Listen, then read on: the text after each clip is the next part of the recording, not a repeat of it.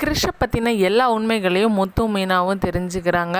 சரி பரவாயில்ல, வாடா கிறிஷ் நம்மலாம் போய் கேக் வெட்டலான்னு சொல்லி சந்தோஷமாக வெட்டிகிட்டு இருக்காங்க. இதெல்லாம் பார்க்கும்போது ரோஹிணிக்கு ரொம்பவே கடுப்பாகுது. இவன் எதுக்கு இங்கே வந்தான்ற மாதிரி அவங்க அம்மாவுக்கு ஃபோன் பண்ணி திட்டுறாங்க. இப்போ உடனடியாக அவங்க 2 பேரும் நீ துரத்தி விடு, அப்போ தான் நான் உள்ளே வருவேன் அப்படின்னு சொல்லி திட்டுறாங்க. கொஞ்ச நேரத்தில் முத்தும் மீனாவுமே கிளம்பி போயிட்டாங்க. இன்னொரு பக்கம் ரோஹிணி வீட்டுக்கு வந்து, இங்கே பாருமா, அடுத்த தடவை அவங்க வந்தாங்க அப்படின்னா நீ வந்துட்டு அவங்கக்கிட்ட கோவமாக நடந்துக்கோ, அப்போ தான் அவங்க உங்ககிட்ட பேச மாட்டாங்க, கிறிஷையுமே பார்க்க மாட்டாங்க, அவங்க வரலனா தான் நான் இனிமேல் இந்த பக்கம் வருவேன் அப்படின்னு சொல்லி திட்டிட்டு போயிடுறாங்க. இன்னொரு பக்கம் முத்துவும் மீனாவும் காரில் வரும்போது யோசிச்சுட்ருக்குறாங்க. என்னங்க பேசாமல் நம்மளே கிறிஷை தத்தெடுத்துக்கலாமா அப்படின்னு மீனா சொல்கிறாங்க.